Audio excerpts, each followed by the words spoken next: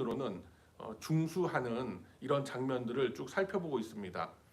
자, 예루살렘 성벽과 성문들을 재건하는, 중수하는 그러한 일들은 단순한 어떤 그 건축 역사의 기록으로만 볼 수가 없다라고 누차례 우리가 말씀을 나눈 바가 있습니다.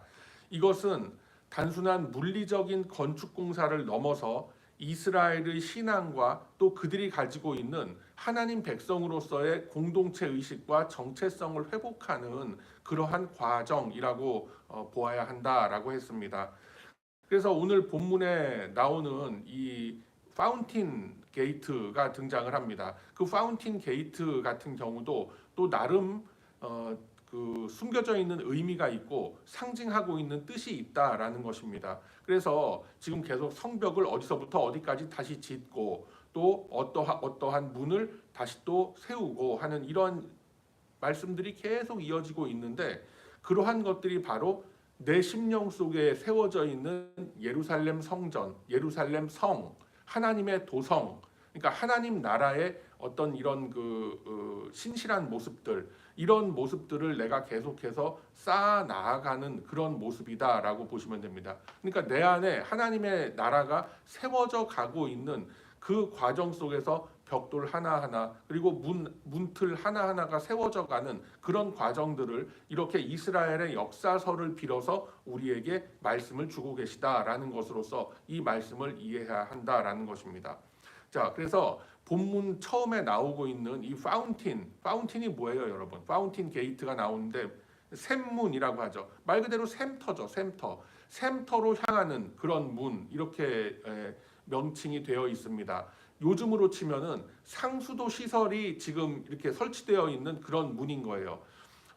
가끔씩 보면은 이렇게 유적지, 고대 유적지를 보면은 구름다리처럼 이렇게 돌로 된 그런 게이트가 있고, 그 밑으로 사람도 지나다니고 그 위로 그렇죠. 그 밑으로 사람도 지나다니고 마차도 지나다니고 다 그렇게 합니다. 그리고 그 위로 아치형으로 이렇게 다리가 되어 있어서 그 위로 이제 벽돌로 이렇게 돼 있는 그런 그 문들, 그런 게이트, 뭐 성문은 아니고 하여튼 그런 다리도 아닌 것 같은 그런 것을 여러분들이 이렇게 뭐 어디 유튜브라든가 아니면 관광지 같은 데서 보셨을 수도 있는데, 그 위로 아치형 문이 나 있는 그 위로 어떻게 보면 지붕, 그 다리에 지붕이라고 생각되지만 거기에 바로 수로가 설치되어 있는 거예요. 그래서 수로가 이렇게 쭉 지나가는 그런 문의 그 밑에 아치형으로 이렇게 문이 열려 있고, 하여튼 제가 설명드리기는 좀 그런데 하여튼 뭐 나중에 여러분들과 따로 또 이렇게 말씀 나누면서 그런 거에 대한 이야기도 나눌 수 있으리라 생각을 합니다. 자, 그래서 그 위로 성문 위로 그 수로가 개설돼 있어서 글로 물이 흐르게 돼 있는 그런 구조다라는 거예요. 뭐 하여튼 그 멕시코에도 제가 좀 오래 살고 그러지 않았습니까? 거기도 보면 곳곳에 그런 그 수로가 설치되어 있는 경우가 있어요. 그 도시 외곽에서 도시 안으로 들어가는, 그래서 산으로부터 흘러내리는 그런 샘물을 받아서 거기 물레방아 같은 거를 돌려갖고 그 수로 위로 올리면은 그 수로에서 쭉 이렇게 그 도시 상수도 시설처럼 그렇게 이어지도록 하는 그런 시설이 벌써 고대에도 다 있었다라는 겁니다. 자, 그런 문을 파운틴 게이트, 뭐 우리 인근에도 파운틴 밸리가 있죠. 예, 그래서 파운틴 게이트라는 그 문이 오늘 이렇게 본문에 등장을 하는 것입니다. 그런데 이 물이 흐르는 상수도 시설이라고 하면 우리가 뭐가 떠올라요? 당연히 우리 삶에 있어서 물은 없으면 안 되죠. 생명줄 같은 겁니다. 물이 없으면 뭐 이 내륙 지방에서 이 사막 지역에서 건조한 지역에서 어떻게 살아갈 수가 있겠어요. 그렇기 때문에 이 물줄기가 흐르는 그 샘문, 그리고 그 샘문에서부터 흐르는 물을 이렇게 받아서 뭐 우물처럼 이렇게 사람들이 이렇게 물도 깃고 해서 자기들의 생활 용수로 사용할 수 있는 그런 시설이 돼 있는 그런 문을 파운틴 게이트라고 했다라는 것이죠. 그래서 이것이 의미하는 게 생명을 유지하는 하나의 그 생명선 같은 거를 이렇게 의미하고 있다라는 거죠. 그래서 이 문이 뭐 얼마나 소중하겠습니까? 지금 같으면은 뭐 원자력 발전소에도 보면은 군인들이 가서 막 지키고 그러지 않습니까? 일반 경비원들도 지키지만 굉장히 국가 전략 기관이라고 그래서 굉장히 그 무장한 군인들이 지키고 아무나 이렇게 접근할 수 없고 허가받은 사람만 들어가고 다 그렇게 경계를 하는 그런 것 같은 역할을 했던 문이 바로 이 파운틴 게이트라는 거였습니다. 그만큼 이스라엘 그 예루살렘 성 안에 사는 사람들의 어떤 그런 그 생명줄, 생명선과 같은 이제 그런 역할을 했던 문이다라는 거죠. 그래서 이것이 전략적으로 그리고 영적으로도 굉장히 깊은 의미를 가지고 있는 그런 문이다라는 것을 우리가 염두에 두고 이 말씀들을 쭉 봐야 됩니다.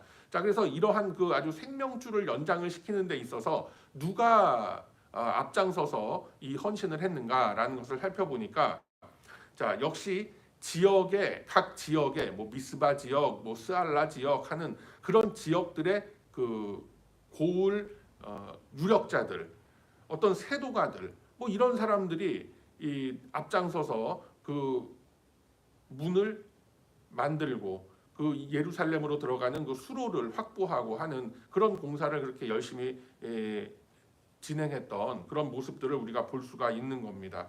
자, 미스바 지역을 다스리는 살룬이라는 사람이 앞장서서 헌신했다라고 되어 있죠. 참 보세요. 15절에 골로새의 아들 살룬이 중수하여 문을 세우고 덮었고 문짝을 달고 자물쇠와 빗장을 갖추고라고 되어 있습니다. 그러니까 굉장히 그 철저한 그런 공사가 진행이 되어 있고 무엇 하나 빠지지 않고 이 사람들이 자신들이 맡은 뭐 문을 세우고 그러니까 문짝을 달고 뭐 빗장을 만들고 자물쇠를 채우고 하는 이러한 모든 그 세큐리티에 관련된 모든 그 사소한 부분까지도 다 완벽하게 그렇게 헌신을 하더라라는 것입니다. 그래서 한번 보세요. 이렇게 그 16절 다음 보면은 벳술 지방 절반을 다스리는 아스북의 아들 느헤미야가 중수했다라고 또 기록이 되어져 있죠. 지금 본문에 등장하는 이 느헤미야라는 사람은 이 느헤미야 선지자라고 해야 될까요? 느헤미야의 그 동명이인입니다. 같은 인물은 아니에요. 자, 그래서 레위 사람 르훔까지도 참여를 하는 그런 모습을 보게 됩니다. 레위 사람 르훔이라고 하면은 어떤 게 연상이 되나요? 뭐 성전에 나가서 일을 하는 그런 사람이죠. 그런데 그런 사람들까지도 다 동원이 돼서 직접 그 성을 재건하는 일에 그렇게 헌신을 하는 그런 모습을 보고 있다라는 것이죠. 레위 사람들은 성전 안에서만 일하는 사람들인 줄로만 알았는데 성전 밖에서도 또 이런 그 국가적인 어떤 큰 그 사역 속에서 함께 동참해서 이렇게 일을 하더라라는 것입니다. 그리고 그알라 지방에 바웨가 중수했고 다시 또 미스바를 다스리는 에셀이라는 사람이 나서서 중수를 했다라고 성경은 기록하고 있습니다. 사실상 한두 줄 정도로만 이렇게 표시하고 그냥 다른 중요한 테마나 이슈로 넘어가도 될 것 같은데 이렇게 어느 지역에 누가 나와서 어디까지 했고 어느 지역에 누가 나와서 어디까지 했고라는 이런 말씀들이 계속 이어지는 것은 하나같이 유대인 세도가와 유대인 명망가들 그러니까 그 고을의 수령들이 나서서 정말 참된 리더십이라는 게 무엇이다라는 것을 직접 이 이스라엘 사회 속에서 보여내고 있더라라는 것을 우리에게 보여주고 있는 것이죠. 자, 그래서 이 샘문이라는 그 의미가 갖는 그것을 좀 우리가 자세히 살펴보면은 어떤 그 물이 흐름으로써 생명이 유지될 수 있고 그것을 좀 더 깊게 생각해 보면 우리의 영적인 생명조차도 이 샘문을 통해서 파운틴 게이트를 통해서 우리가 유지될 수 있다라는 거예요. 그럼 파운틴 게이트를 통해서 물이 흐르는 것과 같이 자, 하나님의 은혜의 생수가 우리의 심령을 촉촉히 적실 때 우리의 심령이 메마르지 않고 촉촉한 가운데에서 계속 믿음의 씨앗이 뿌려진 것들이 그렇게 믿음의 뿌리를 내리고 줄기를 뻗고 열매를 맺어가게 된다라는 것도 우리가 생각할 수 있는 거죠. 그렇죠. 그래서 역사서에 이러한 말씀들이 계속해서 기록이 되어 있는 이유와 목적이 바로 이런 거다라는 거예요. 단순한 이스라엘 사람들이 뭐 어떤 사람들이 어떻게 모여서 이런 토목공사를 하고 건축공사를 했다라는 것을 어떤 뭐 사기의 기록처럼 남기는 것 같지만 사실 그 속에는 이런 영적인 의미들이 다 포함이 돼 있다라는 거예요.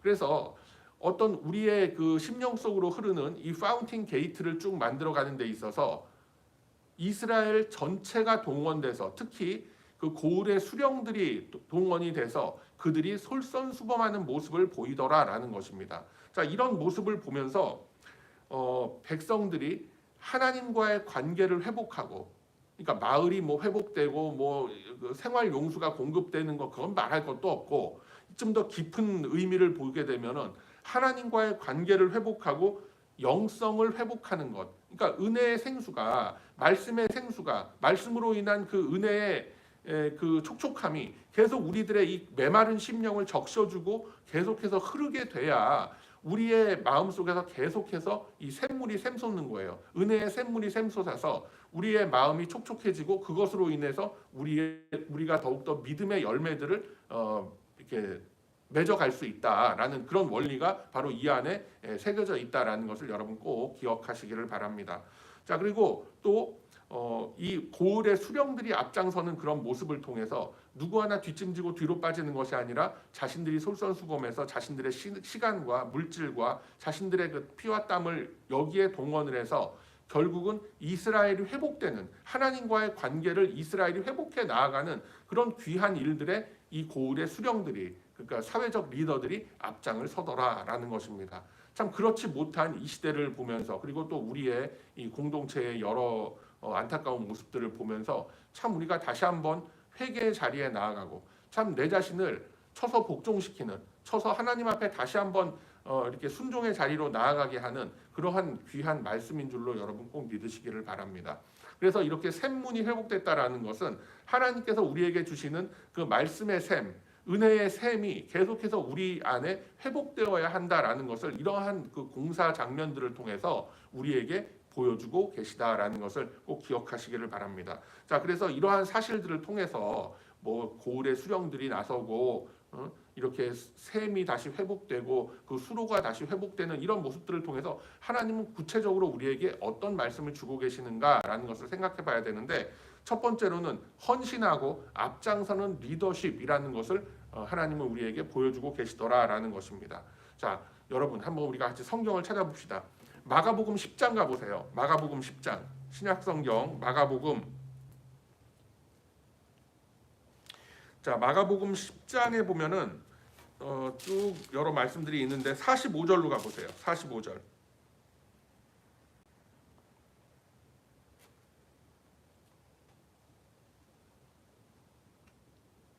헌신하고 앞장서는 그러한 모습들 이렇게 나와 있습니다.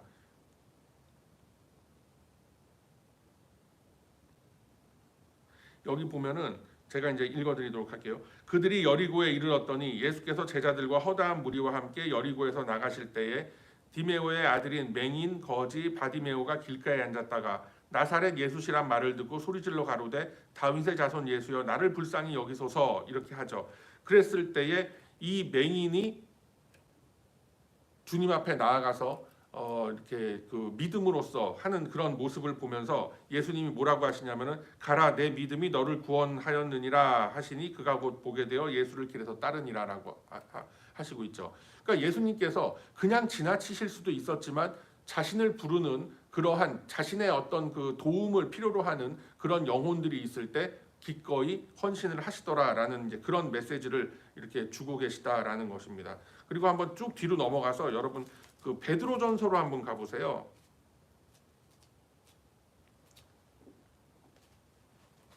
쭉 뒤로 넘어가서 베드로전서로 갑니다. 베드로전서 5장.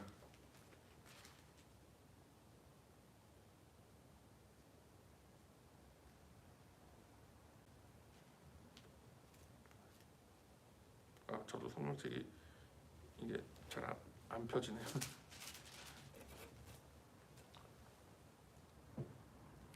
자, 여기 보면은 신약성경 381쪽에 있는데 베드로전서 5장 2절과 3절의 말씀을 제가 보도록 합니다. 너희 중에 있는 하나님의 양무리를 치되 억지로 하지 말고 하나님의 뜻을 따라 자원함으로 하며 더러운 이득을 위하여 하지 말고 기꺼이 하라라고 되어 있죠. 2절 말씀에. 그렇기 때문에 앞장서는 리더십, 헌신하는 리더십이라는 것은 내가 어떤 나의 유익을 위해서 앞장서고 헌신하는 것이 아니라 하나님 나라의 영광을 위해서 내가 먼저 솔선수범 앞장서는 그런 모습을 지금 보여라라는 말씀으로 우리가 볼 수 있는 겁니다. 그리고 3절에 보면 맡은 자들에게 주장하는 자세를 하지 말고 양무리에 본이 되라라고 말씀합니다. 그래서 저도 이 말씀을 이렇게 쭉 묵상을 하고 하는 가운데서 참 마음이 이렇게 편치만은 않아요. 저도 찔리는 부분이 많고, 하나님께서 나를 또 이렇게 말씀으로 또 인도해 가시는구나. 나의 허물과 연약함을 이렇게 또 밝혀주시는구나. 또 이렇게 마음속에 그런 은혜가 흐르면서 저도 참 많은 이렇게 눈물 흘리고, 내가 회개의 기도를 해야 되는구나라고 이렇게 하면서 또 회개의 자리로 나아가게 되고 하는 이제 그런 거를 다 겪고 하는데, 여러분 한번 이 말씀의 뜻을 한번 깊이 생각해 보시고, 왜 사람들만 내보내도 되고 자신은 직접 나서서 하지 않아도 되는 이 성문을 건축하고 하는 일에 왜 이스라엘의 그 고을의 수령들이 앞장서서 이 일들을 하게 됐는지, 이런 말씀들하고 연결해 가면서 한번 깊이 생각해 보시길 바랍니다. 그리고 두 번째로 하나님께서 이 말씀들을 통해서 우리에게 보여주시는 것은 협력하는 모습이다라는 거예요. 한 사람만 나서서 일을 하는 것이 아니라 여러 지파의, 여러 지역의 사람들이, 여러 지역의 수령들이 나서서 이렇게 솔선수범해서 하는 그런 모습들을 분명히 우리에게 보이고 있다라는 것입니다. 자, 그러면은 한번 그 근거가 되는 말씀들을 한번 우리가 찾아봅시다. 자, 전도서로 가보세요. 전도서 4장, 구약성경 950쪽에 있습니다. 전도서 4장 9절과 10절의 말씀을 제가 봅니다. 자, 협력해서 선을 이룬다, 합력하여 선을 이룬다. 로마서 말씀에도 분명히 있지만 그 근거가 되는 구약의 말씀을 한번 찾아보면은, 자, 구약성경 950쪽에 있는 전도서 4장 9절과 10절 제가 봅니다. 두 사람이 한 사람보다 나음은 그들이 수고함으로 좋은 상을 얻을 것임이라 라고 돼 있어요. 한 사람이 해도 분명히 할 수 있는 일이겠으나 두 사람이 같이 합력해서 선을 이루어 가라라는 것이죠. 수고함으로 좋은 상을 얻을 것임이라 라고 말씀합니다. 그리고 10절에 혹시 그들이 넘어지면 하나가 그 동물을 붙들어 일으키려니와 홀로 있어 넘어지고 붙들어 일으킬 자가 없는 자에게는 화가 있으리라 라고 말씀합니다. 그러니까 뭐 어떤 그 주어진 일을 하고 못하고의 문제가 아니라, 혼자서 만약에 자기가 실족해서 어떤 일을 할 수 없게 될 때에는 그걸로 끝나는 것이 아니라 화가 미친다라고까지도 성경은 분명히 우리에게 말씀하고 있어요. 그러니까 이게 뭐냐면은 그만큼 믿음 안에서 우리가 합력해서 하나님의 일들을 해 나가라라는 이제 그런 말씀으로서 우리에게 다가오고 있는 것입니다. 그래서 두 사람이 한 사람보다 낫다라고 성경도 분명히 말씀하고 있지 않습니까? 이게 하나님 말씀에서 이런 말씀들을 통해서 우리에게 협력하라, 혼자서 하지 말고 둘이서 같이 해라. 분명히 한 사람이 해도 될 만한 일이지만 여러 사람이 참여해서 함께 덕을 세우고 그것으로서 하나님의 영광을 돌리게 하라라는 말씀으로 우리가 볼 수가 있는 겁니다. 물론 세상적으로 보면은 효율성 떨어질 수가 있어요. 아니, 한 사람이 해야 될 일을 왜 세 사람이 달라붙어서 해서 무엇이 되겠는가? 그렇지만 그거는 우리가 세상에서 어떤 일어나는 그런 일들을 볼 때는 그렇게도 우리가 생각할 수 있겠지만, 하나님의 일을 할 때는 혼자 해서 되는 일이 없다라는 거예요. 혼자 해서 되는 일 같지만 그것을 같이 나눔으로 인해서 더 큰 하나님 나라의 덕을 세우라라는 게, 이게 바로 복음의 원리인 줄로 믿으시기를 바랍니다. 자, 그리고 이러한 그 상수도 시설이 회복되는 것을 통해서 영적인 회복을 상징한다라고 했습니다. 자, 한번 그 고린도전서로 다시 한번 넘어가 보세요. 신약 성경 고린도전서 12장입니다.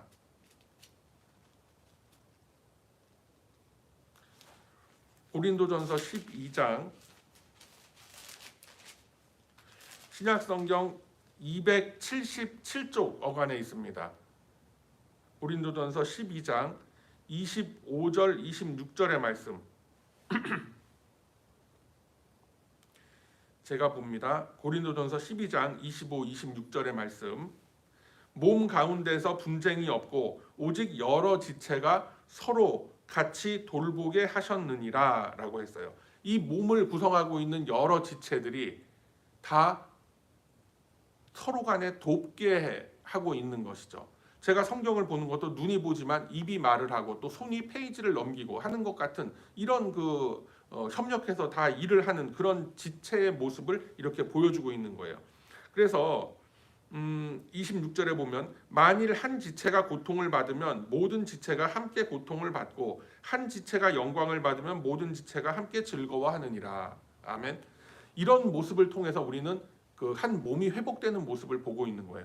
몸에 여러 지체들이 붙어 있어요. 여러 기관들이 붙어 있어요. 하지만 한 기관이 아프게 되면 어떻습니까, 여러분? 모든 그 기관이 영향을 받게 되죠. 예를 들어서 뭐 제가 오른쪽 발에 발가락이 뭐 다쳤다라고 하면 이렇게 똑바로 서 있기가 힘들지 않겠습니까? 팔로 어딘가라도 잡고 지탱을 해야 되고 몸에 더 힘이 들어가고 하는 모든 그 긴장감이 온 기관 몸에 다 흐르게 되는 거랑 똑같은 원리다라는 거예요. 그래서 헌신과 협력이라는 것이 결국은 하나님 나라를 위한 영적 회복으로 이어지게 된다라는 것을 이런 말씀들을 통해서 우리에게 보여주고 계시다라는 것입니다. 그래서 이 시간 우리가 함께 기도할 때에도 좀 이런 기도의 제목을 나누면서 우리가 했으면 좋겠습니다.